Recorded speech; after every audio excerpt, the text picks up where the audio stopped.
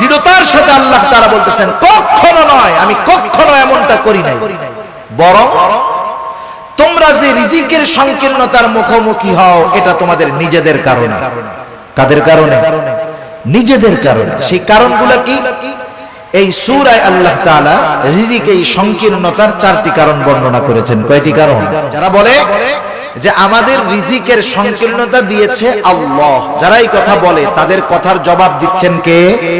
আল্লাহ তাআলা বলতেছে তোমরা যে দাবি করতেছো এটা কখনো সঠিক নয়, বরং রিজিক সংকীর্ণতার জন্য তোমরা নিজেরাই দায়ী।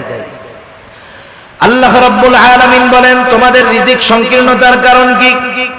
কাল্লা বাল্লা তুকরিমুনাল ইয়াতীম, শুনে নাও, বরং তোমাদের রিজিক সংকীর্ণতার 1 নাম্বার কারণ তোমরা ইয়াতীমকে সম্মান করো না। একটু খেয়াল দিয়ে শুনবেন, রিজিক সংকীর্ণতার 1 নাম্বার কারণ তোমরা ইয়াতীমকে সম্মান করো না। ইয়াতীমকে সম্মান করব, ইয়াতীম তো আমার ছোট, যদি ছোট হয় এখানে আবার সম্মানের বিষয়টা কেমনে? মুফাসসিরিনে কেরাম বলেন ইয়াতীমের যথাযথ হক আদায় করা হলো ইয়াতীমকে সম্মান করা। আল্লাহ রাব্বুল আলামিন বলেন তোমরা ইয়াতীমকে সম্মান করো না, তথা ইয়াতীমের হকগুলো তোমরা আদায় করো না, বরং সমাজের মধ্যে অনেক মানুষ আছে ইয়াতীমের অভিভাবক, সে ইয়াতীমের হক আদায় করবে কোথায়? ইয়াতীমেরটাই তো খায় ফেলে। আছে না নাই? ইয়াতীমের সম্পদ এটা বড় জঘন্য সম্পদ।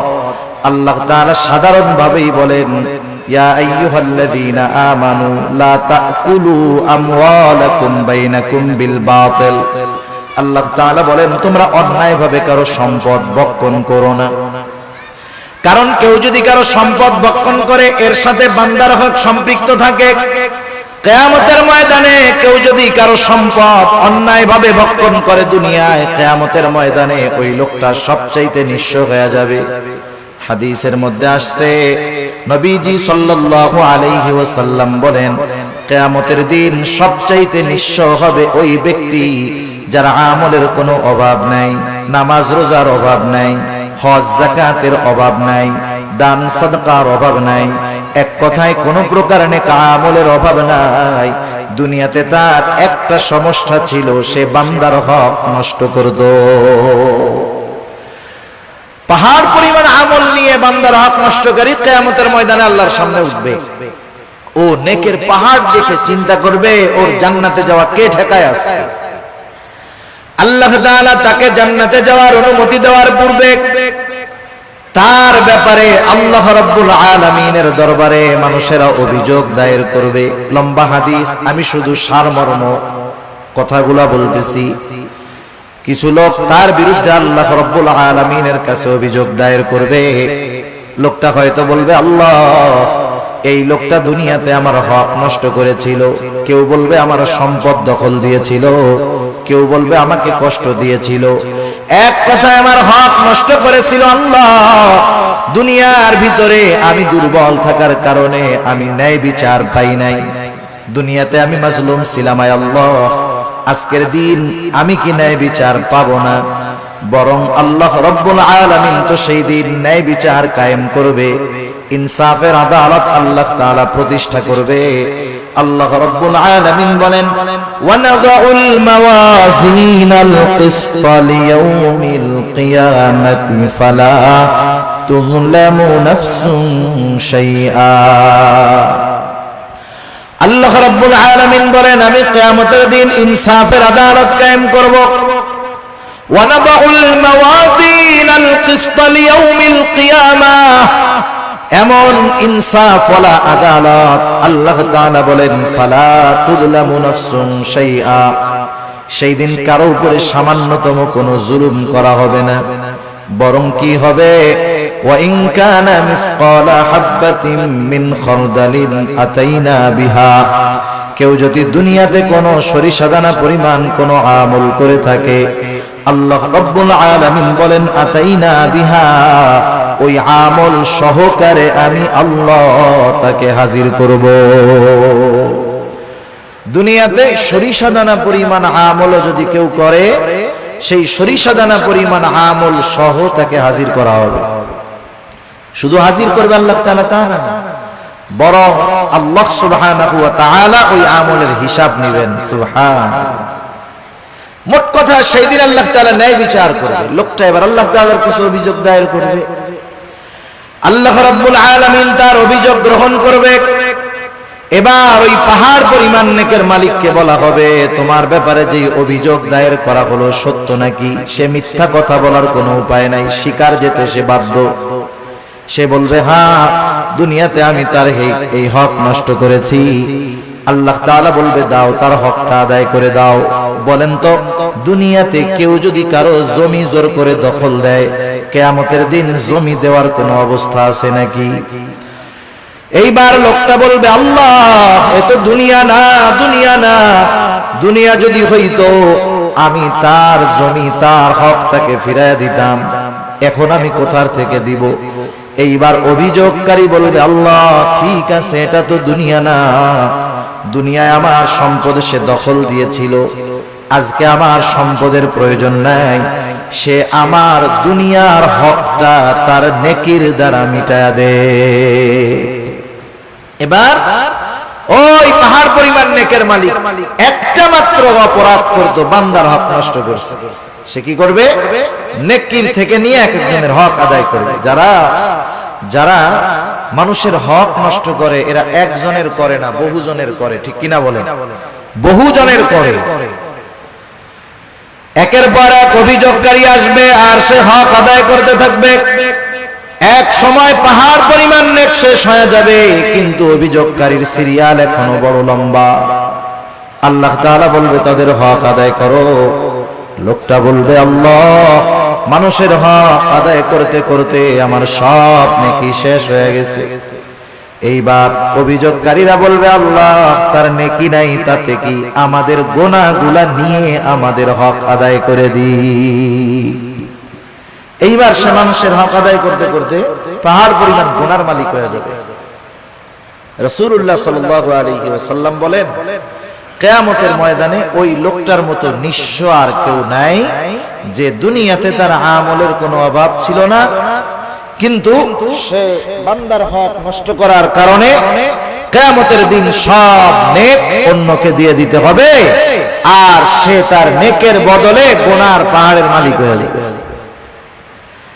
ইয়াতীমের হক যারা নষ্ট করে, সাধারণত ভাবে এক নম্বরে তারা মানুষের হক নষ্টকারী হয়। ইয়াতীমের সম্পদটা আরো জঘন্য। আল্লাহ তাআলা কোরআনুল কারীমের মধ্যে বলেন, ইন্নাল্লাযীনা ইয়াকুলুনা আমওয়ালাল ইয়াতামা যুলমা ইন্নামা ইয়াকুলুনা ফী বুতুনিহিম নারা।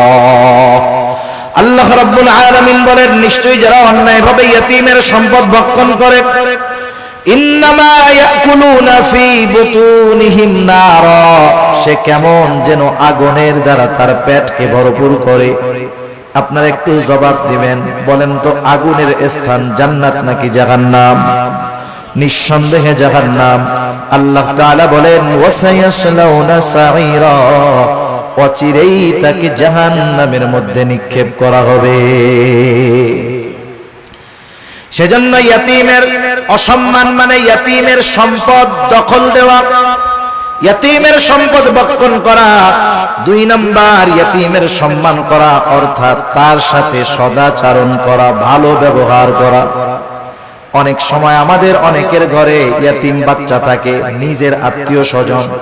অনেক সময় এমন হয়, আপন চাচার ঘরে ভাইয়ের ছেলে ইয়াতীম, মা বাবা মারা গেছে, ছোট বাচ্চা ইয়াতীম। আপন চাচা ওই ইয়াতীমের সাথে খারাপ আচরণ করে, খারাপ ব্যবহার করে, বরং ছলে বলে কলে কৌশলে সে যদি পারে। একজনের সম্পদ আছে, ইয়াতীম, সে সম্পদের মুখাপেক্ষী না, কিন্তু তার তো মা বাবা নাই, সে একটু স্নেহ মোহাব্বত ভালোবাসার মুখাপেক্ষী। ঠিক কিনা বলেন? ইয়াতীম হইলেই যে তারে খাওয়াইতে হয়, সব বিষয়টা এমন না, বরং সমাজে অনেক ধনী ইয়াতীম আছে, সে একটু মানুষের ভালো আচরণ, একটু মোহাব্বত ভালোবাসার আশা করে। তার সাথে যদি কেউ খারাপ আচরণ করে, ইয়াতীম বাচ্চার অন্তরের মধ্যে আঘাত লাগে, আহারে, আমার আব্বু যদি বেঁচে থাকতো তাইলে আমার সাথে কেউ এমন খারাপ আচরণ করতো না।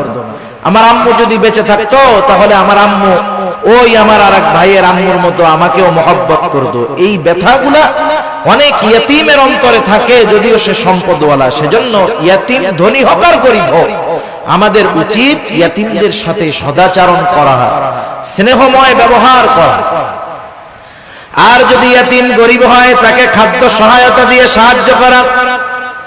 আমার আপনার যদি অ্যাবিলিটি থাকে, আমি আপনি যদি কোনো ইয়তীমের অভিভাবক হতে পারি, তার পোশাক, লেখাপড়া, খাবার দাবার, মৌলিক চাহিদা পূরণের ব্যবস্থা করতে পারি, একজন ইয়তীমের অভিভাবকত্ব যদি আমি গ্রহণ করতে পারি, অসম্ভব নয়। আপনি 5 জন 7 জন মানুষকে চালান, এর সাথে আরেকজন মানুষকে তার মৌলিক চাহিদা পূরণের জন্য সাথে রাখলে সেটা অসম্ভব নয়।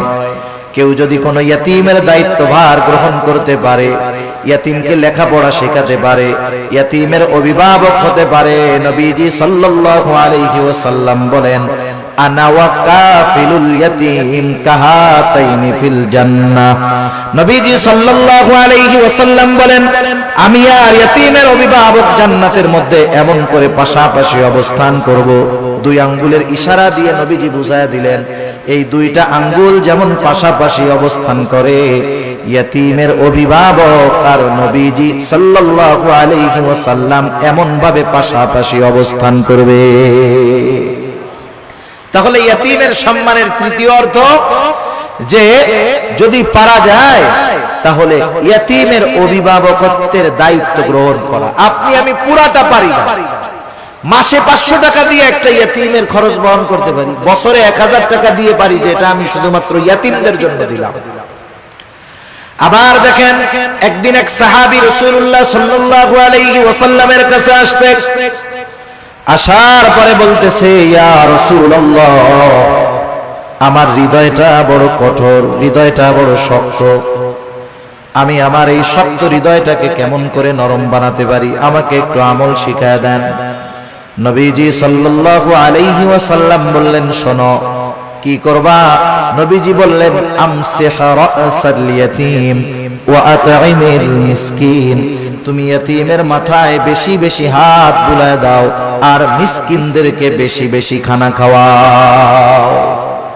ইয়তীমের মাথায় হাত বুলায় দিলে মানুষের অন্তর কোমল হয়, নরম হয়। শক্ত হৃদয়, কঠিন হৃদয় নরম হয়ে যায়। সাহাবায়ে কেরাম তারা এসে বলতেছে, নবীজি আমাদের অন্তর নরম হয়ে গেছে, একটু আমল বলে দেন যেটা করলে দিলটা নরম হবে। নবীজি কি বললেন? ইয়তীমের মাথায় হাত বুলায় দাও। সেজন্য ইয়তীমকে সম্মান করা তথা ইয়তীমের হক আদায় করা, ইয়তীমের সাথে সদাচরণ করা, ভালো ব্যবহার করা, ইয়তীমের সম্পদ ভক্ষণ না করা, যারা এই কাজগুলা করবে তারা জীবনে যে কোনো একটা পর্যায়ে রিজিকের সংকীর্ণতার মুখোমুখি হবে।